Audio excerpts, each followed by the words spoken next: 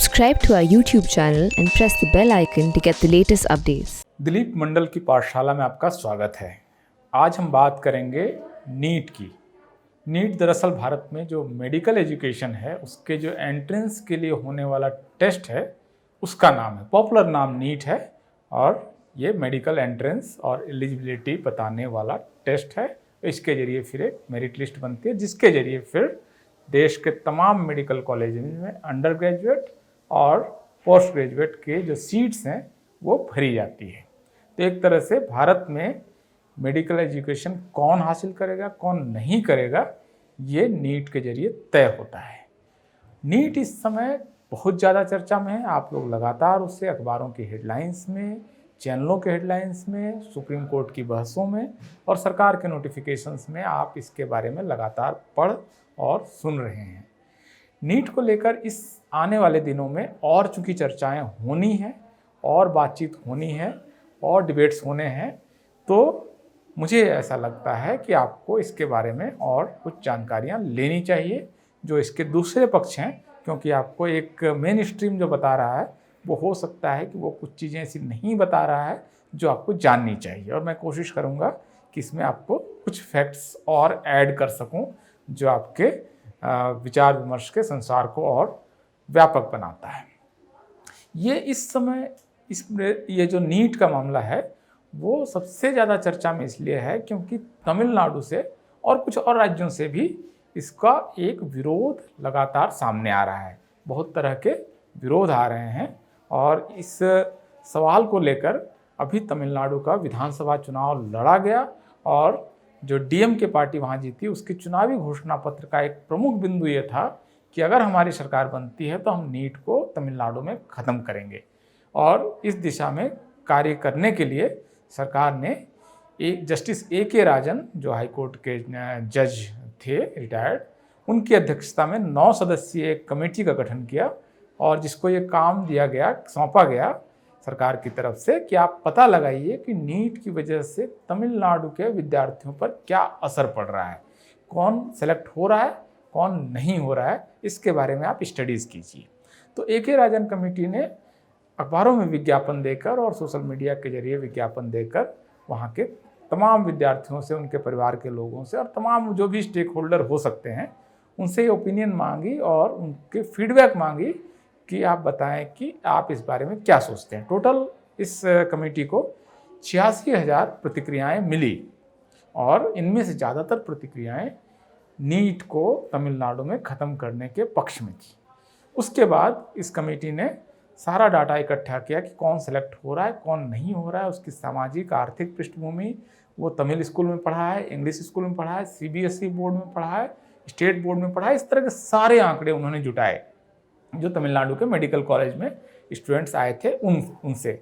और उनके कुछ आंकड़े बहुत दिलचस्प हैं। मुझे लगता है कि आपको ए.के. राजन कमेटी की रिपोर्ट के बारे में जानना चाहिए क्योंकि आपके राज्य में भी दरअसल एग्जैक्टली यही हो रहा होगा, क्योंकि लेकिन आपकी राज्य सरकार इस बारे में आंकड़ा नहीं जुटा रही है, तो हो सकता है कि आपके आंकड़े नहीं जुटे सामने आ रहे हैं। तो इस रिपोर्ट में जो एक महत्वपूर्ण बिंदु है वो ये है कि नीट जब लागू हुआ 2016-17 में, तो इसका सबसे बड़ा असर ये हुआ कि जो सीबीएसई बोर्ड है, जो सेंट्रल बोर्ड है जो दिल्ली से चलता है, उसके स्टूडेंट्स की संख्या तेज़ी से बढ़ने लगी और तमिलनाडु बोर्ड से जो स्टूडेंट पास होते हैं उनकी संख्या घटने लगी। तो इसका ये पहला नतीजा है। इसको आप अपने आसपास भी देख सकते हैं कि किस तरह से स्टेट बोर्ड्स के स्टूडेंट्स अब डॉक्टर बनना बंद हो गए हैं नीट आने के बाद। इसको आप महसूस कर सकते हैं। अपने आसपास के स्कूलों में जाके आप पूछ सकते हैं कि जिन सरकारी स्कूलों से, स्टेट बोर्ड से पहले स्टूडेंट्स मेडिकल एजुकेशन में सेलेक्ट होते थे, उनका सेलेक्ट होना बंद हो गया।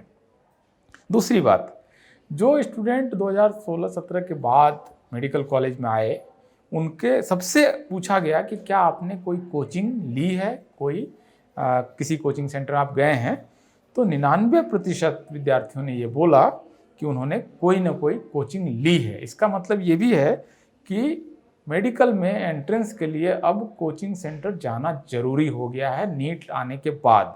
अगर आप कोचिंग सेंटर में नहीं जा रहे हैं, कोचिंग सेंटर में जाने के लिए आपके पास पैसा नहीं है, अगर आप लड़की हैं और आपके बाप माँ ने आपको कोचिंग सेंटर में नहीं भेजा, बाहर नहीं भेजा, तो आप डॉक्टर नहीं बनेंगे। ये लगभग तय हो चुका है नीट आने के बाद। अगर 99% मतलब 100 में 99 स्टूडेंट वो हैं जो कोचिंग के लेकर मेडिकल कॉलेज में जा रहे हैं, इसका मतलब है कि जो कोचिंग नहीं ले रहा है वो मेडिकल एजुकेशन से बाहर है। ये बहुत महत्वपूर्ण फाइंडिंग है ए.के. राजन कमेटी की, जस्टिस राजन कमेटी की, कि no coaching no medical education. बिल्कुल अब ये फिक्स हो गया है। आपको कोचिंग के 5 लाख 7 लाख 10 लाख आपको देने ही पड़ेंगे अगर आप डॉक्टर बनना चाहते हैं। इसके अलावा एक बहुत महत्वपूर्ण फाइंडिंग ये है कि तमिलनाडु में 65% विद्यार्थी नीट से पहले जो थे वो ग्रामीण पृष्ठभूमि से थे। गाँव से पढ़कर आने वाले बच्चे डॉक्टर बनते थे 65%। नीट आने के बाद ये संख्या लगातार घट रही है और इस समय अब सिर्फ 48% 48% बच्चे ही रूरल बैकग्राउंड के मेडिकल कॉलेज में जा रहे हैं। तो इसका मतलब गांव के बच्चे धीरे धीरे आउट हो रहे हैं नीट आने के बाद से मेडिकल एजुकेशन में। एक और महत्वपूर्ण बहुत बड़ा जो इसकी फाइंडिंग है, जो बच्चे तमिल मीडियम स्कूलों में हैं वो 15% के आसपास नीट आने से पहले मेडिकल कॉलेजेस में जाते थे, डॉक्टर बनते थे। वो संख्या अब 2% से भी कम रह गई है। यानी कि अगर आप इंग्लिश मीडियम में नहीं पढ़ रहे हैं तो इस बात की लगभग गारंटी है कि आप डॉक्टर नहीं बनेंगे। ये भी एक बहुत महत्वपूर्ण फाइंडिंग है। तो ये फाइंडिंग अगर तमाम राज्यों में अगर यही सर्वे किया जाए तो मोटे तौर पर आप समझ सकते हैं कि ऐसी ही फाइंडिंग आने वाली है। इसको लेकर अब बहुत बड़ी बहस शुरू हो गई है। तमिलनाडु सरकार ने बाकायदा एक रेजोल्यूशन पास किया है एक्ट के फॉर्म में तमिलनाडु विधानसभा से, और ये कहा है कि तमिलनाडु में हम नीट लागू नहीं करेंगे। इसके बाद अभी महाराष्ट्र में जो सत्ताधारी गठबंधन है उसके प्रमुख दल कांग्रेस के प्रदेश अध्यक्ष नाना पटोले ने बाकायदा एक चिट्ठी लिखकर मुख्यमंत्री उद्धव ठाकरे को कहा है कि महाराष्ट्र से भी आप नीट खत्म कीजिए। अब महाराष्ट्र और तमिलनाडु वो स्टेट हैं जहां देश में सबसे ज़्यादा मेडिकल कॉलेजेज हैं, मेडिकल एजुकेशन में सबसे आगे बढ़ा हुआ राज्य है। अगर ये 2 राज्य नीट से आउट होते हैं तो नीट एक तरह से भारत में ख़त्म हो जाएगा और शायद हम उस पुरानी व्यवस्था में जाएंगे जहाँ पर राज्य सरकारें तय कर रही थी कि किस तरह से वहाँ पर कॉलेजेस में स्टूडेंट्स जाएंगे। तो ये जो पूरा मामला है नीट का, ये अब बहुत एक गंभीर मोड़ पर खड़ा है और ये हो सकता है कि नीट का आखिरी साल हो और हो सकता है इस साल से ही नीट एक तरह से अस्त व्यस्त हो जाए। इसके काफ़ी चांसेस हैं कि नीट के जरिए अब मेडिकल एजुकेशन, क्योंकि असल में देखिए नीट का जो पूरा मामला है वो किस तरह से आया, इसको आप समझिए तो आपको समझ में आएगा कि इसमें समस्या क्या है।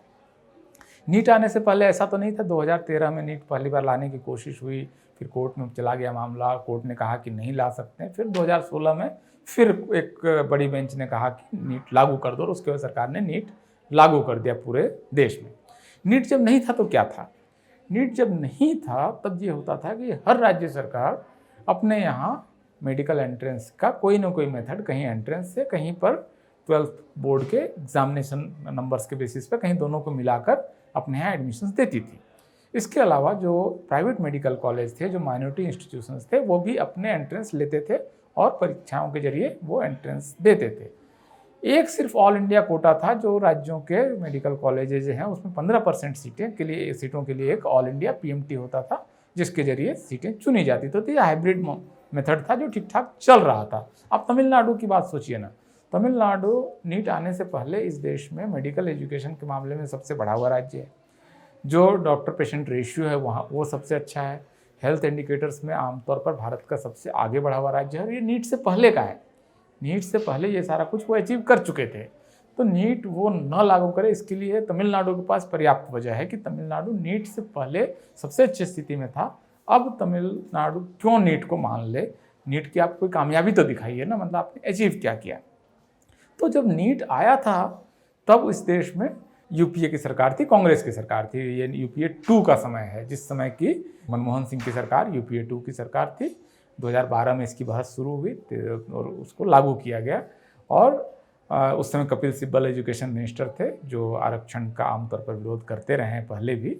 जो अर्जुन सिंह ने जब लागू किया था ओबीसी आरक्षण तब भी विरोध किया था। तो ये एक खास तरह का एक एलिटिस्ट अप्रोच के साथ ये लाया गया प्रॉमिस क्या क्या था, क्या वादे किए गए थे कि जब नीट आएगा तो क्या क्या वादे थे, मैं आपको बता रहा हूँ। और ये इसका जिक्र कोर्ट में सरकार ने बाद में कहा कि हम नीट क्यों लाना चाहते हैं, तो उसके आर्गूमेंट से निकाल के मैं आपको बता रहा हूँ। 2013 का जो जजमेंट है उसके आधार पर पहला प्रॉमिस कि इससे मुनाफाखोरी घटेगी। जो प्राइवेट मेडिकल कॉलेज हैं वो काफ़ी पैसा फीस ले रहे हैं और काफ़ी पैसा कमा रहे हैं, तो इस पर नीट्स के जरिए रोक लगेगी, पहला प्रॉमिस। दूसरा प्रॉमिस, कैपिटेशन फ़ी बंद हो जाएगी, क्योंकि कैपिटेशन फ़ी के जरिए एडमिशन्स हो रहे हैं और वो मेरिट के पूरे आर्गूमेंट को डिफाई करता है, तो इसलिए कैपिटेशन फ़ी बंद करेंगे। तीसरा उनका ये था कि इससे जो परीक्षाओं में धांधली वगैरह होती है वो हम बंद करेंगे अगर नीट लागू होगा तो।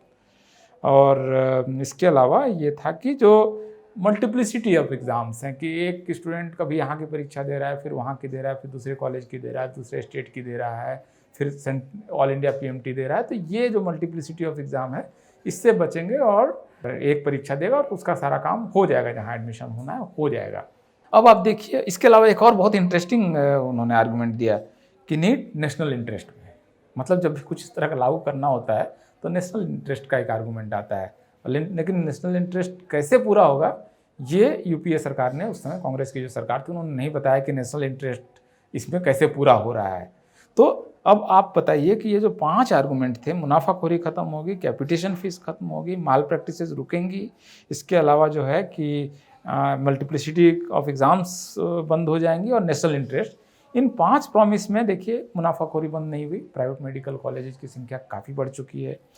कैपिटेशन फीस बिल्कुल उसी तरह से है, उतनी ही महंगा एजुकेशन। नीट में आपकी रैंक कुछ भी हो, अगर आपने पास कर लिया, पैसे देकर आपको एडमिशन मिल जाएगा, चाहे आपकी रैंक की कहीं पर भी आपकी हो, नीचे होने से फ़र्क नहीं पड़ता है। आज की तारीख में अगर आपकी जेब में पैसे हैं तो आप मेडिकल एजुकेशन ले सकते हैं, बशर्ते कि आपने थ्रेशोल्ड पार कर लिया है। कोई मतलब रैंक ऊंचा होना जरूरी नहीं है। नेशनल इंटरेस्ट तो पता नहीं क्या नेशनल इंटरेस्ट है। अगर आप राज्यों के फेडरल स्ट्रक्चर को कमज़ोर कर रहे हैं, राज्यों के अधिकार क्षेत्र में इंक्रोच कर रहे हैं, तो मेरे ख्याल से ये नेशनल इंटरेस्ट में नहीं है।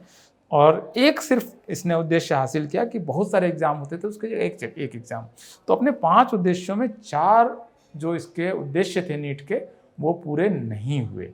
और इसी ग्राउंड पर, और ख़ास करके फेडरलिज्म के आर्गूमेंट के आधार पर, जस्टिस अल्तमस कबीर, जस्टिस अनिल दवे और विक्रमादित्य सेन ने 18 जुलाई 2013 को ये फैसला दिया था कि नीट लागू आप नहीं कर सकते हैं। नीट जो है वो कॉन्स्टिट्यूशन का फ्रेमवर्क है फेडरल स्ट्रक्चर का, उसके खिलाफ है, आप लागू नहीं कर सकते हैं। हालांकि अनिल दवे ने उसमें एक डिसेंटिंग जजमेंट दिया था, तो ये मेजॉरिटी जजमेंट था। इसमें अल्तमस कबीर और विक्रमादित्य सेन ने नीट को हटाने के पक्ष में फैसला दिया, तो इसलिए ये फैसला लागू हो गया। इसके खिलाफ फिर सरकार कोर्ट में गई, बाकी बहुत कुछ हुआ, मेडिकल काउंसिल गया।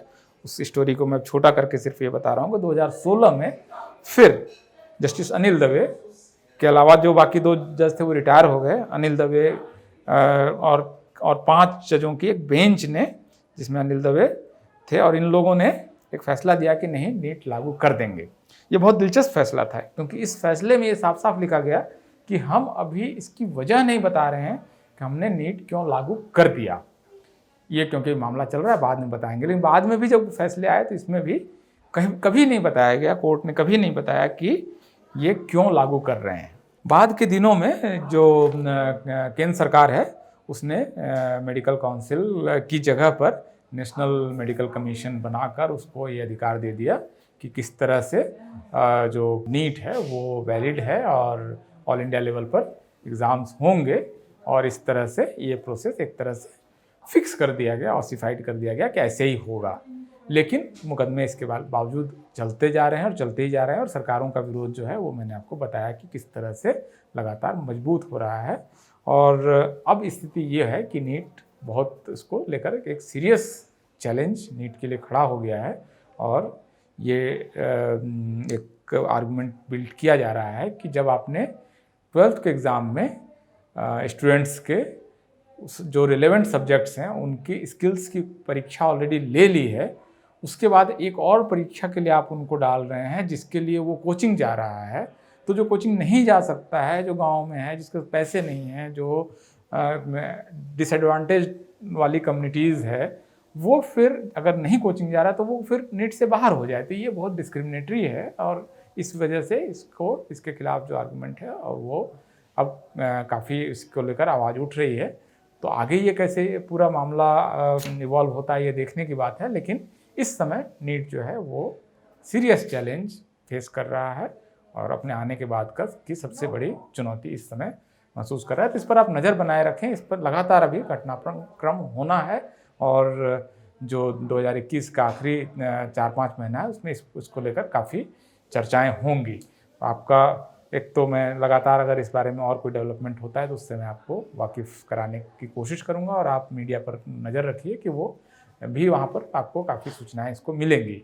तो फिलहाल मैं अपनी इस बातचीत को यहीं पर ख़त्म करता हूं और आपसे रिक्वेस्ट है कि आप दिलीप मंडल की पाठशाला देखते रहें और द प्रिंट के यूट्यूब चैनल से जुड़ें ताकि आप ऐसे ही और वीडियोस देख सकें। बहुत बहुत शुक्रिया।